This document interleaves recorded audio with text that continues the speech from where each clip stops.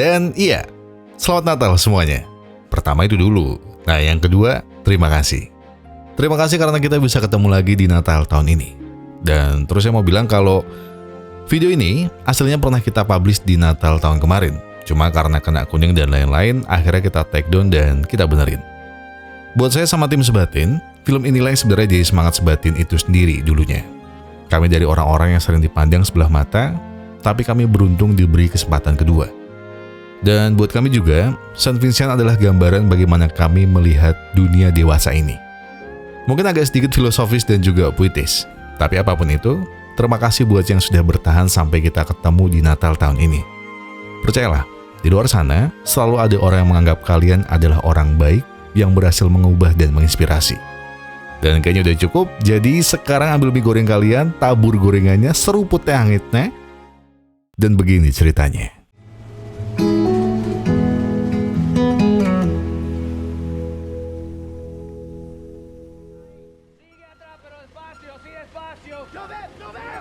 Ya, mundur. Baru sehari kerja, ya Allah. Aduh. Ya, merusak mobil tetangga rasanya bukan jadi awal yang bagus ketika kamu baru pindah rumah. Apalagi ketika kamu ngaku janda anak satu tapi nggak mirip janda favorit banyak orang. Dan itulah hari yang Maggie harus lewati di hari pertamanya pindah. Tapi dengan sopan, Maggie meminta maaf dan berjanji akan mengganti kerusakan mobil dan juga pagar dan juga pohon. Kok jadi banyak ya Pak? Kayaknya kesenggol pohon doang tadi. Tapi bapak-bapak yang bonyok mukanya dan kurang ramah akhlaknya ini tentu tidak peduli. Namun saat melihat Maggie memang seorang janda beranak satu, bapak-bapak ini bilang kalau Maggie tidak perlu mengganti semuanya. Dia akan menuntut perusahaan jasa pengirimannya untuk mengganti kerusakan mobilnya. Tapi tetap, Maggie harus ganti rugi pagar sama pohon. Lah, sama aja dong. It's gonna be a long life. Dan itulah Pak Vincent. Tipikal bapak-bapak menyebalkan yang biasanya setiap RT itu minimal punya satu. Mabok, maling, medok.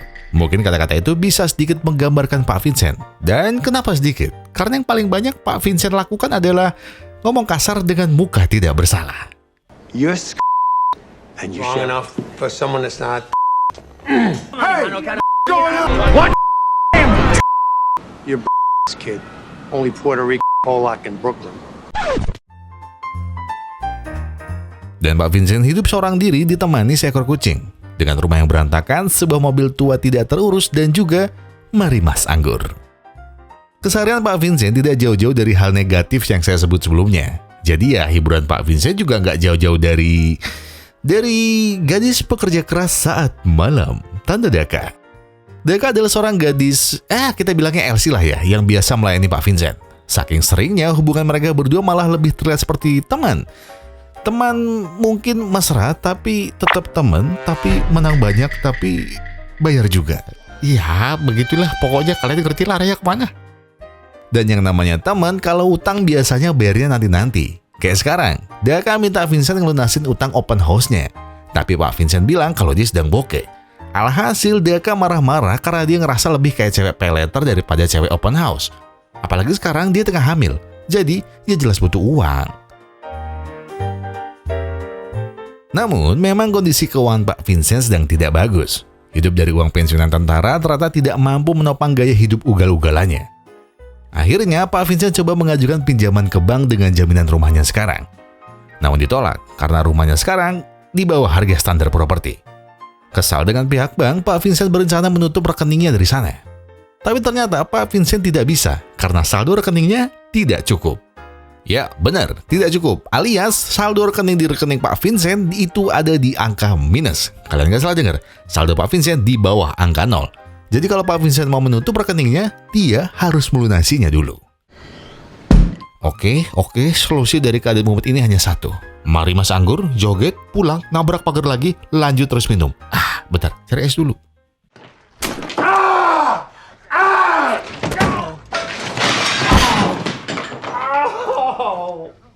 Ya, seenggaknya efeknya sama-sama bikin tidur. Oke, tenang, Vincent, tenang. Masih ada solusi lain buat dapat duit. Ayo Vincent, kamu bisa, Vincent, kamu bisa.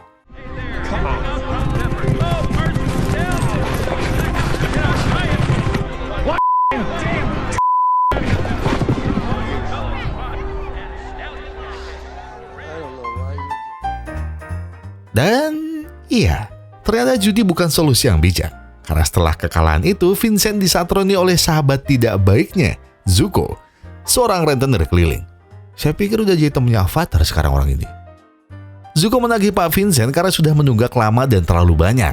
Zuko sadar kalau Pak Vincent sedang tidak ada uang, makanya dia menekankan kalau Pak Vincent hanya punya waktu 2 minggu untuk melunasi semuanya, sebelum dia bertindak terlalu jauh. Tapi ya itu masalah Pak Vincent. Sekarang mari kita berkenalan dengan Maggie dan sang anak, Oliver. Maggie adalah seorang single parent, hampir sebenarnya, karena dia baru aja memutuskan cerai dengan suaminya yang ketahuan berselingkuh di kantor. Jadi karena itulah dia pergi mengajak Oliver keluar dari rumahnya dan memulai lembaran baru di tempatnya sekarang. Dengan segala kesibukan pindah rumah dan juga penyesuaian dengan kantor baru, Maggie terpaksa harus meninggalkan Oliver. Jadi mau tidak mau, Oliver harus selalu melakukan semuanya sendiri, termasuk berangkat ke sekolah baru sendirian.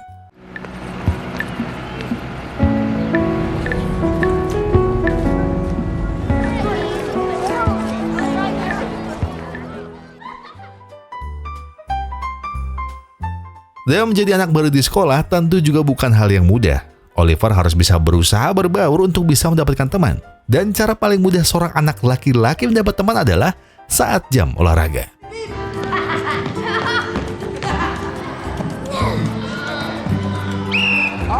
Yes, sir. Kayaknya bakal berat sekolah sama Oliver. Ketidakmampuannya dalam hal fisik jelas menjadi olok-olokan beberapa teman sekelasnya, terutama Robert. Namun beruntung, seorang guru masuk ke ruang ganti. Tapi sayangnya, baju, HP, kunci rumah, dan dompet Oliver hilang dari lokernya. Dan alhasil, Oliver harus pulang mengenakan baju olahraga dan juga kosongan.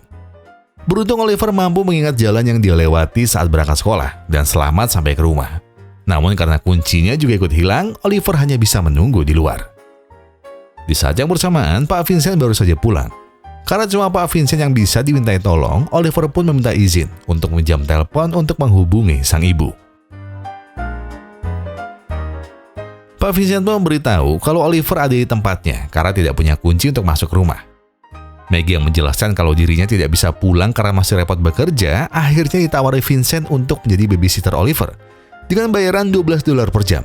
Dan Vincent mau motongnya jadi 11 per jam kalau Maggie mau menyiapkan makanannya untuk Oliver. Dan Maggie pun terpaksa menerima tawaran itu.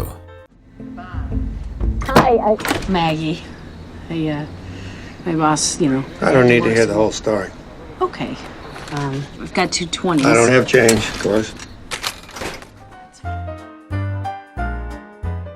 Saat pulang ke rumah, Maggie pun menanya Oliver, bagaimana Pak Vincent orangnya?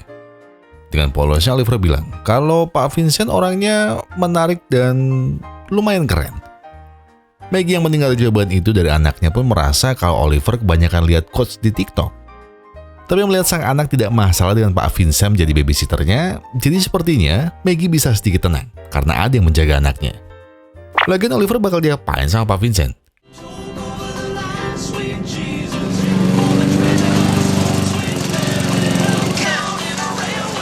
Hey, what are you doing? Mowing Finn's lawn. In your dirt patch. Oh yeah, he's paying me hourly. All right, let's go. I'm gonna make dinner. You can do homework. Leave it. There's no grass. Bye then. Tapi pada akhirnya Maggie memang tidak bisa selalu pulang cepat. Jadi mau tidak mau solusi terbaiknya ya Pak Vincent.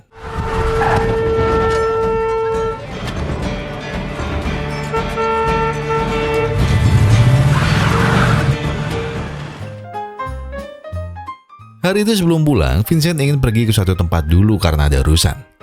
Vincent mengajak Oliver ke sebuah rumah peristirahatan bagi lansia yang sakit. Tanpa boleh banyak bicara, Oliver mengikuti Vincent yang tampaknya mengenal para staf dan mulai memakai baju dokter. Oliver tidak mengerti apa yang Pak Vincent lakukan kepada seorang pasien bernama Sarah. Vincent memeriksa dan memberi solusi layaknya seorang dokter. Namun yang berbeda adalah tatapannya. Seolah Vincent berharap sesuatu terjadi hari itu.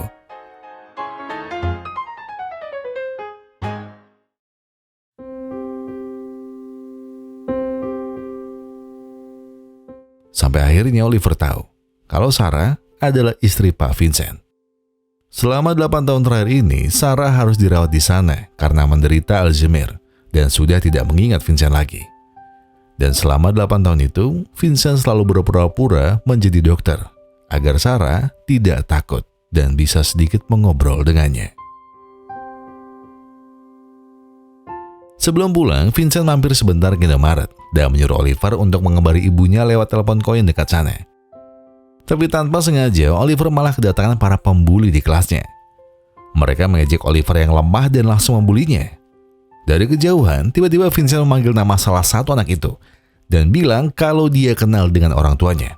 Jadi sekarang mereka harus memilih, Vincent melapor ke orang tuanya atau rumah sakit yang melapor ke orang tuanya. In the meantime, ride this. Come on, you little. Get out of here. Get moving. What, are you waiting for a paper invitation?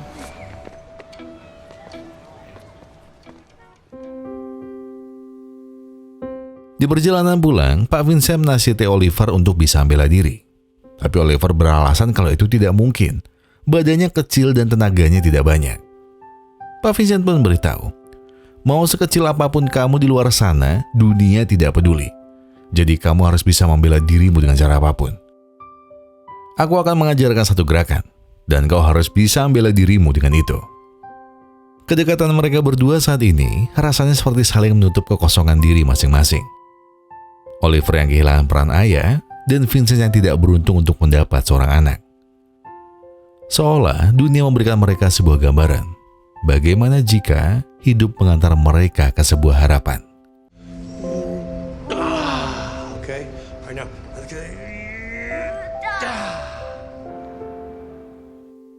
Dan seperti yang Vincent bilang, sekecil apapun kamu, dunia tidak akan peduli. Jadi kamu harus melawan dengan cara apapun.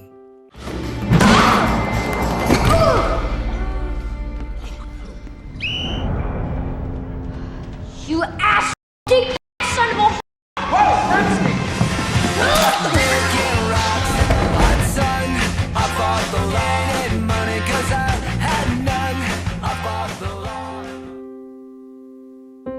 Oliver yang girang segera pulang ke rumah Vincent. Dia memberitahu kalau dia sudah berhasil mempraktekkan jurus yang Vincent ajarkan. Vincent pun tersenyum bangga, tapi tidak dengan daka. Orang tua mana yang mengajarkan seorang anak kecil untuk mematahkan hidung orang? Oliver yang kaget mendengar Daka ceramah dengan aksen Rusianya akhirnya bertanya ke Vincent, siapa dia sebenarnya? Dan Pak Vincent menjawab kalau Daka adalah seorang gadis pensil, ya, alias gadis penyegar nuklir sekaligus induktor kecil. Udahlah, ayo keluar aja, udah, ayo, Ver, tunggu, wish, ayo. Iya, Vincent akhirnya mengajak Oliver ke pacuan kuda. Bukan tempat yang pantas sebenarnya untuk anak kecil. Tapi Vincent beralasan kalau dia ingin mengajarkan tentang peluang. Peluang besar dibarengi dengan hadiah yang besar, tapi juga resiko yang besar. Trifecta, itulah istilahnya. Kau bertaruh untuk urutan 1, 2, dan 3 dengan taruhan 800 banding 1. Atau gampangnya, yang kamu pertaruhkan akan dikali 10.000 kalau menang. Dengan polos, Oliver pun bilang, kalau risikonya saat ini hanya tidak bisa makan siang. Jadi Oliver menawarkan uang jajannya sebanyak $10 untuk ditaruhkan ke trifecta. Kalau kita menang kau ambil 30%, dan kalau kita kalah, aku makan siang di tempatmu. Pak Vincent pun nambahin $2 lagi dan setuju.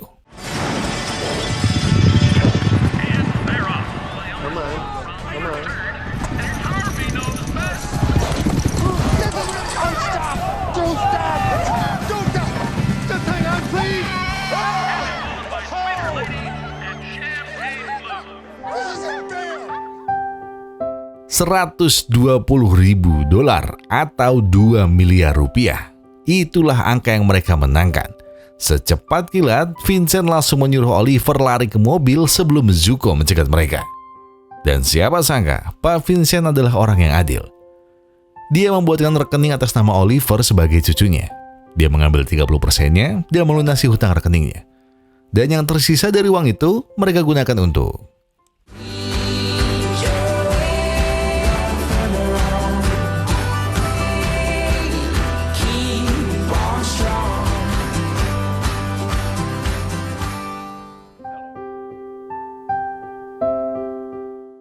Sementara itu, Maggie baru saja mendapat kabar kalau Oliver sudah memukul teman sekelasnya. Dengan geram, Maggie menunggu Oliver dan Vincent pulang. Dia langsung memarahi Vincent.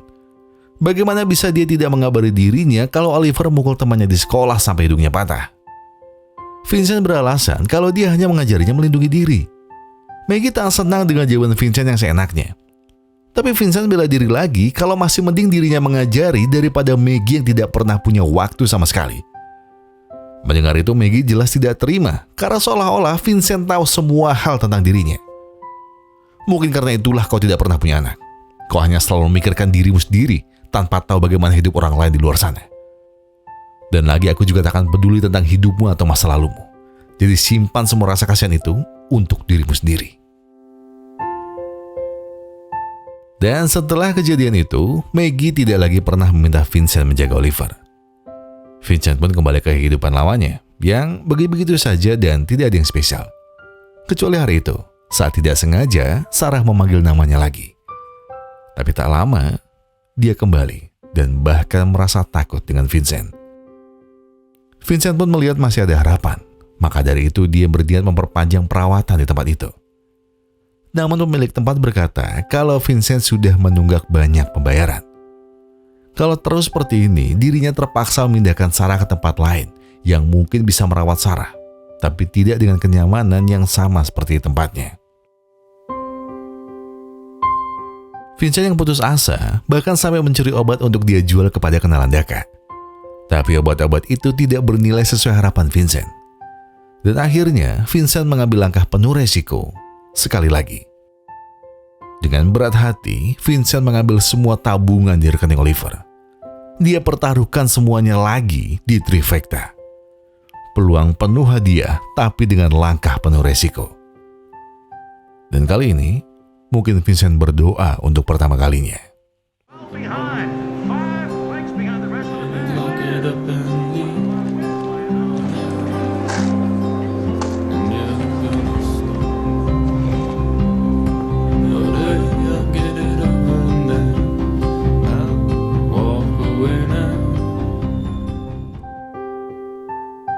Vincent pulang dengan murung. Kita tahu kalau hasilnya tidak sesuai yang dia harapkan atau doakan. Namun Zuko yang sudah sampai di rumah Vincent tidak peduli. Dia tahu kalau Vincent pernah menang besar. Jadi rasanya Vincent punya kewajiban yang harus dia bayarkan. Tapi Vincent tidak peduli. Dirinya sudah habis. Dia mempersilahkan Zuko melakukan apapun padanya. Namun he's...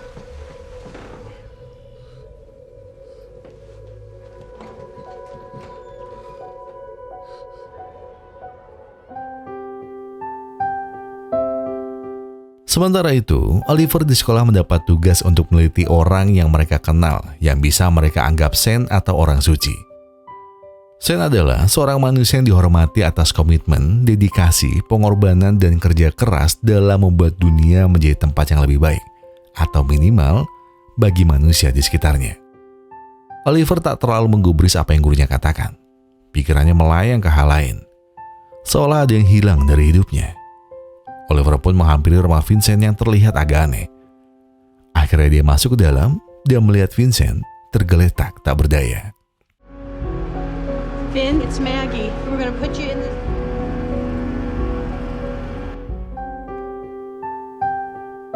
Esoknya, Oliver, Daka, dan Maggie menjenguk Vincent yang tengah menjalani terapi karena terkena stroke. Namun karena Vincent tidak bisa mengucap dengan benar, emosi Vincent langsung tidak stabil karena merasa dirinya tidak berguna sama sekali. Melihat itu, Oliver bilang pada ibunya dan Daka kalau dia ingin melakukan sesuatu untuk Vincent. Crap. Crab. Crab.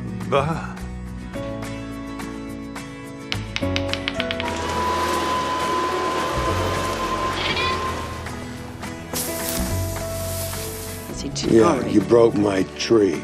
Yeah, I know. Yeah, you broke my fence too. Cactus. No, prick.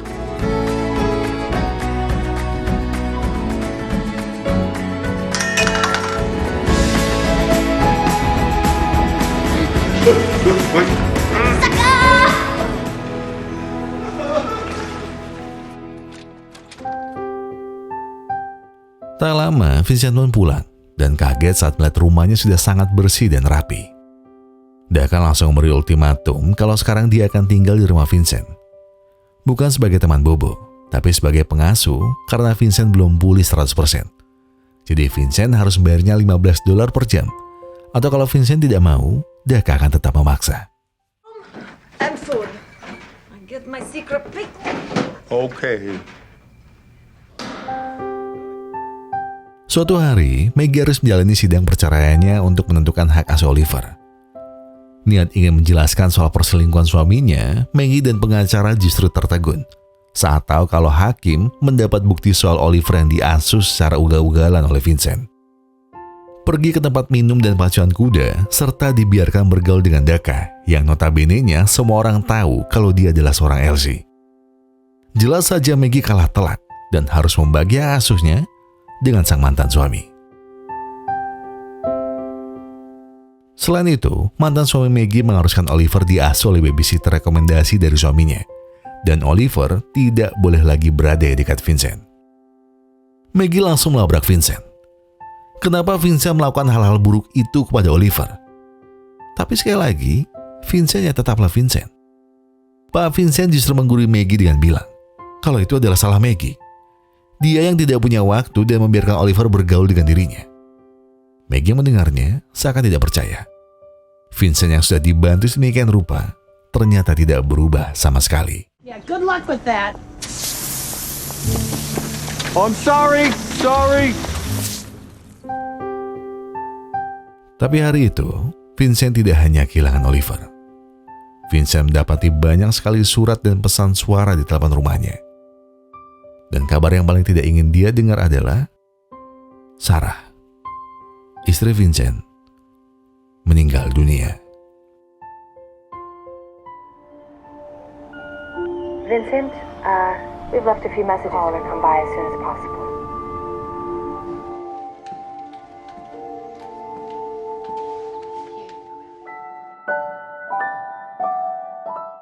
Pihak rumah peristirahatan bilang kalau mereka sudah berusaha menghubungi Vincent dengan segala cara. Tapi Vincent tidak ada kabar sama sekali. Dan itu jelas, Vincent harus menjalani terapi berminggu-minggu di rumah sakit. Namun mereka tidak akan tahu hal itu. Karena tidak ada kabar itulah, mereka menjalankan proses pemakaman sesuai permintaan Vincent saat menitipkan istrinya di sana. Yaitu dikremasi.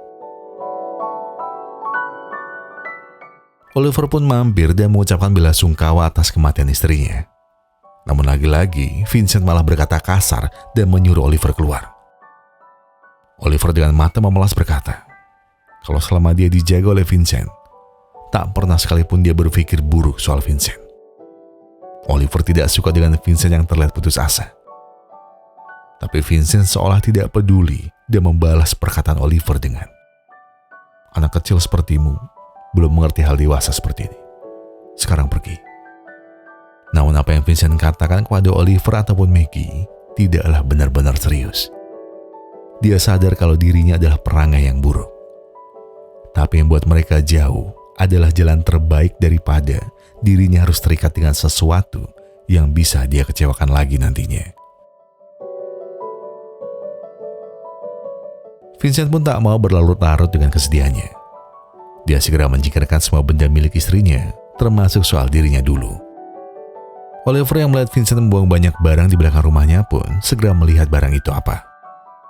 Dan Oliver akhirnya jadi tahu kalau Vincent bukan seperti yang orang-orang kira selama ini. Esok harinya, Oliver dan Robert sedang menjalani hukuman karena perkelahian mereka waktu itu. Di momen itu Oliver jadi tahu kalau Robert juga ditinggal ayahnya dari kecil. Akhirnya, keduanya pun berbaikan dan Robert mengembalikan barang-barang Oliver yang pernah diambil. Oliver tak menyangka kalau dia bisa mendapat teman berkat hal yang diajarkan Vincent. Dan akhirnya, dia meminta tolong Robert sesuatu.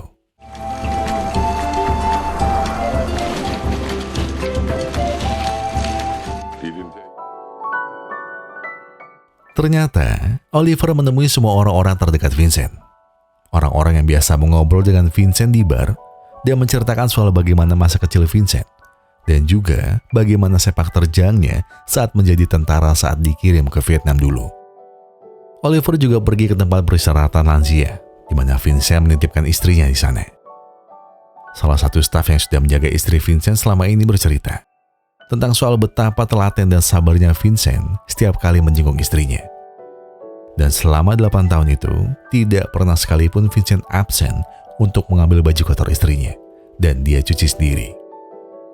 Dan Oliver juga bertanya pada Daka, orang seperti apa Vincent ketika hanya ada dia di dekatnya.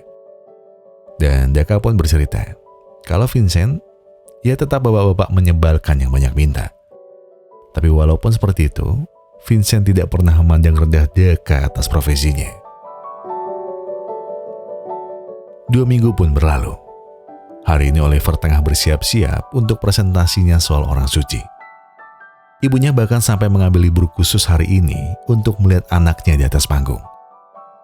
Oliver pun berterima kasih. Dia sadar kalau keadaan mereka jauh dari kata sempurna, dan ibunya selalu mengusahakan segala cara untuk bisa menyediakan yang Oliver butuhkan. Dan ibunya pun tersenyum bangga. Dia juga berterima kasih ke Oliver karena mau mengerti dengan keadaan mereka. Sementara itu, Daka segera membangunkan Vincent dan mengajaknya buru-buru pergi ke rumah sakit karena kayaknya kaki anaknya nongol sedikit. Anywhere. Jesus, my manhood! Vincent kaget saat tahu kalau mereka tidak pergi ke rumah sakit, tapi ke sekolah Vincent. Daka pun buru-buru masuk, disusul Vincent yang berjalan perlahan menuju aula. Dari balik pintu itu, dia sayup-sayup mendengar suara Oliver yang menyebut namanya. Dengan hati yang penuh ragu, Vincent pun masuk dan mendengar apa yang Oliver sedang ceritakan. Aku berdiri di atas sini untuk menceritakan ke kalian soal orang suci. Orang suci yang sangat berpengaruh untuk hidupku semenjak aku pindah ke sini. Saint, orang suci atau orang-orang kudus, adalah orang-orang yang kita hormati atas komitmen dan dedikasi mereka untuk manusia lain. Dan untuk orang suci era modern ini, aku milih pria yang memiliki kualitas yang sama. Dari luar, orang mungkin akan berpikir pria ini tidak memenuhi syarat untuk menjadi orang suci. Dia bukan orang yang bahagia. Dia tidak menyukai orang-orang dan orang-orang tidak menyukainya. Dia ketus, pemarah, dan sedikit gila. Dan aku juga yakin kalau dia penuh dengan penyesalan. Dia minum terlalu banyak, dia merokok, berjudi, berkata kasar, pembohong, dan curang. Serta dia juga banyak menghabiskan waktu dengan gadis pensil. Ya, kurang lebih itulah cara dia menjelaskannya padaku. Tapi itulah yang mungkin kalian lihat pada pandangan pertama. Namun jika kau menggali lebih dalam, kau akan melihat pria tangguh di luar kekurangannya. Vincent McKenna lahir pada tahun 1946 di Sheephead Bay, anak generasi pertama dari imigran Irlandia. Tumbuh miskin di lingkungan yang keras membuat Pak Vincent belajar hal yang tidak seharusnya anak kecil lakukan. Berkelahi, berkata kasar, judi, dan lainnya. Di tahun 1965, Pak Vincent bergabung dalam Tentara Angkatan Darat Amerika dengan pangkat Sersan Mayor. Pak Vincent juga merupakan salah satu dari 450 tentara yang terdampar di lembah Ladreng, Vietnam, dan dikepung oleh 2.000 tentara lebih. Tetapi di tengah peliknya keadaan, Pak Vincent mampu menyelamatkan 2 rekannya dan dianugerahi anugerah bintang perunggu. Sebuah medali untuk orang-orang berani di medan perang.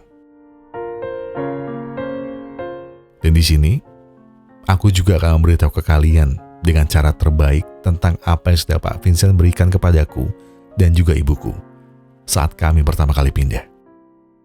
Aku dan ibuku tidak mengenal siapapun. Tapi Pak Vincent mengasuhku ketika dia sebenarnya tidak mau. Tapi dia tetap melakukannya, dan itulah yang dilakukan oleh orang-orang kudus.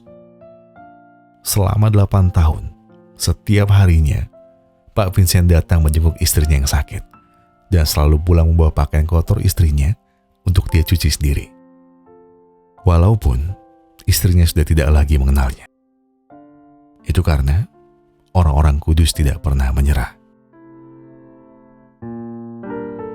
Dia mengajariku cara berkelahi, bagaimana cara berpijak dengan penuh keberanian, dan bagaimana cara untuk berani bicara. Itu karena orang-orang kudus berjuang untuk diri mereka dan orang lain, sehingga mereka bisa didengar. Dia mengajariku cara berjudi, balap kuda, poker, dan yang lainnya. Sebenarnya aku tahu itu tidak boleh, karena aku di bawah 18 tahun. Tapi dalam hal itu, aku belajar untuk mengambil resiko dan bangkrut. Karena dalam hidup, kemungkinan apapun bisa terjadi padamu.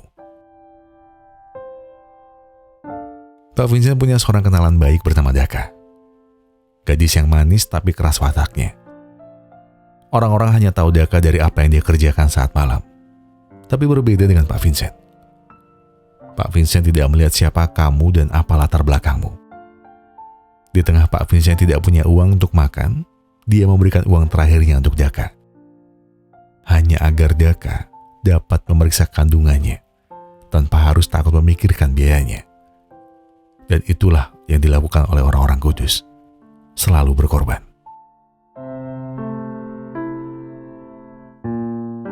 Dan ya, aku sadar Pak Vincent bukan orang yang sempurna.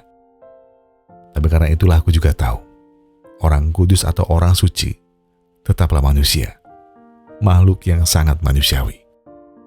Maka dari itu, keberanian, pengorbanan, kasih sayang, dan kemanusiaan, itulah tanda orang-orang kudus. Dan itulah yang membuat Pak Vincent tidak jauh berbeda dengan orang-orang suci lainnya.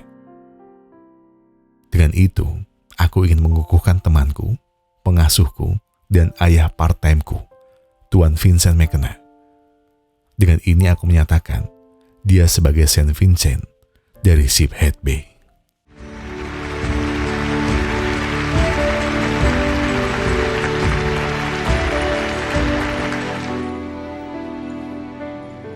Thank you, sir.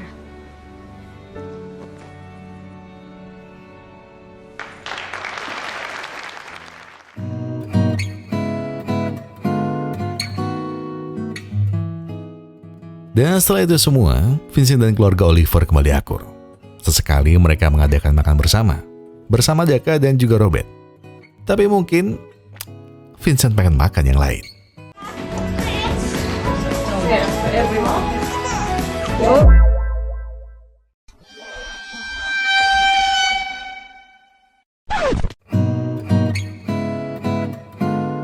Pak Vincent adalah gambaran orang yang sering kita harapkan ada di hidup kita. Di luar garang tapi aslinya pedulian. Ya beruntung sih Le Bagong kayak begitu. Cuma minusnya gampang kesurupan aja pas makan siang. Dan kalau bisa saya sematkan gelar orang kudus ke Le Bagong, mungkin udah dari lama saya lakuin sih ya. Cuma sayangnya Le Bagong aslinya orang Kediri. Ya Allah, maaf gak lucu, sorry. Ya udahlah, bercandaan bapak-bapaknya yang gak lucu tadi. Tapi gini deh, gini. Buat saya, Pak Vincent itu keren, sumpah. Di luar dari semua sifat ngawurnya, tapi Pak Vincent keren beneran buat saya. Dia gak peduli orang mandang dia apa, karena itu gak bakal ngaruh ke hidupnya. Itu karena juga orang-orang gak tahu hidup Pak Vincent aslinya. Cuma orang-orang terdekat aja yang bisa maklumin dan mengerti Vincent. Dan saya sangat menghargai orang yang seperti itu. Karena saya juga mengenal orang yang kayak gitu. Dan saya pribadi dapat banyak pelajaran dari dia. Gak sedikit saya tertolong karena hal-hal yang sering dia kasih tahu ke saya.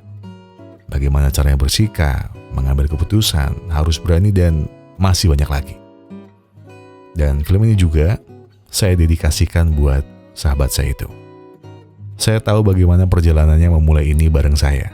Dan mungkin sedikit tahu soal sebelumnya juga. Jadi lewat film ini, saya mau mengucapkan terima kasih dan juga selamat Natal. Semoga di Natal tahun ini, Tuhan senantiasa memberi berkat untuk kita semua. Dan saya juga mengucapkan untuk kalian semua yang merayakan. Dan doa terbaik dari saya dan tim untuk kalian semua penonton sebatin. Semoga kita bisa terus bareng sampai Natal tahun depan dan Natal-Natal berikutnya. Dan mari kita sambut Natal ini dengan penuh kebahagiaan. Jadi jangan lupa tenggak kopinya, ambil koreknya, dan sebatin aja dulu.